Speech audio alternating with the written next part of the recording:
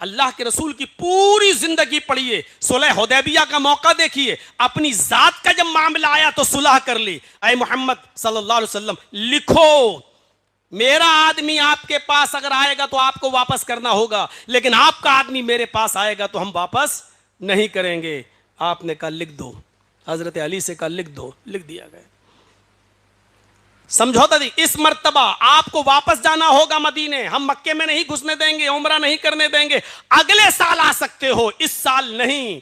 आपने कहा ठीक है, लिख दो, लिख दिया गया। हमारे आदमी तलवार लेकर घूमेंगे और तलवार नंगी होगी, मियान से निकली होगी।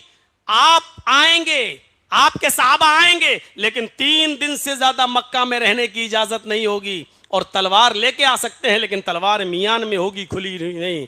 हमारा घर मक्के में, हमारे आबाओ अजदाद की जमीनें आज भी मक्के में, लेकिन हम ही को 3 दिन से ज्यादा रहने की इजाजत नहीं। आपके लोग तलवारें बाहर निकालेंगे, घूमेंगे, लेकिन हमें तलवार मियान में रखने की इजाजत बाहर नहीं। आपने कहा मुझे यह भी मंजूर, चलो।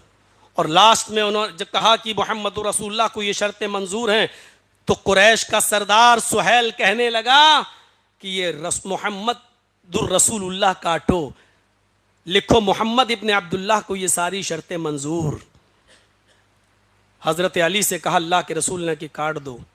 सुहैल कहता कि हमने आपको रसूल मानते ही कहा, अगर रसूल ही मान लें तो झगड़ा ही खत्म हो जाए। आप अब्दुल्लाह के बेटे हैं, हम आपको अल्लाह का रसूल नहीं मानते। हजरत अली से कहा काट दो। हजरत अली ने कहा मैं नहीं काट सकता, अल्लाह ने आपको रसूल बनाकर भेजा है, जब आप बरहक हैं, रसूल हैं, तो मैं क्यों काटूं।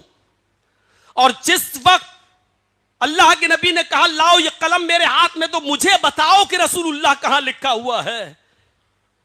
और जब अल्लाह के नबी ने कलम अपने हाथ से लिया और लफ्ज रसूलुल्लाह काटने लगे, तो उस वक्त हजरत उमर ने फरमाया अय अल्लाह के रसूल, सिर्फ इतना बता दीजिए मुझे, अलसना अलल हक वहुम अलल बातिल, इतना बता दीजिए कि हम हक पर नहीं हैं, क्या आप अल्लाह के रसूल नहीं हैं, क्या हम सच्चाई पर नहीं हैं। आपने कहा हाँ हम हक पर हैं। अरे अल्लाह के नबी क्या ये बातिल पर, ये झूठ पर नहीं है, ये गलत रास्ते पर नहीं है। फरमाया हाँ ये गलत रास्ते पर हैं।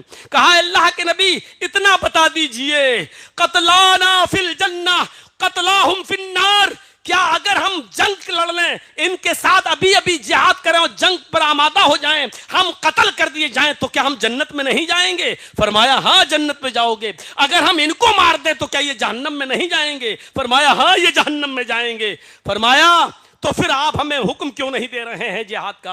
आप हमें इतनी जिल्लत के साथ, इतनी लाचारी के साथ, इतनी मजबूरी के साथ आप कंप्रोमाइज कर रहे हैं कि हमारा आदमी इनके पास आएगा तो ये वापस नहीं करेंगे, और इनका आदमी हमारे पास आ जाए मदीना में तो हम वापस करेंगे। इतना कमजोरी के साथ आपने फरमाया उमर इस वक्त जो मैं समझ रहा हूं वो तुम नहीं समझ रहे हो, इस वक्त जो मैं सोच रहा हूं वो तुम नहीं सोच रहे हो। और अल्लाह के रसूल ने लफ्ज रसूलुल्लाह अपने हाथ से काट दिया।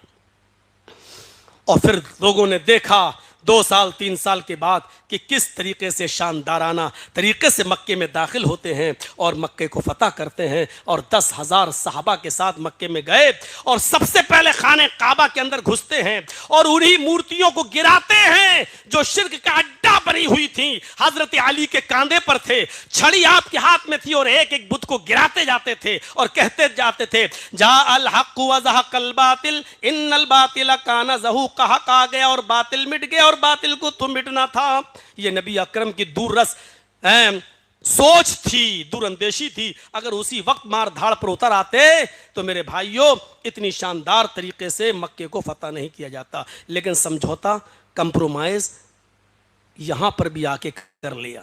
देख रहे हैं आप, समझौता कर लिया। लेकिन जब यही काफिर ये कहने आए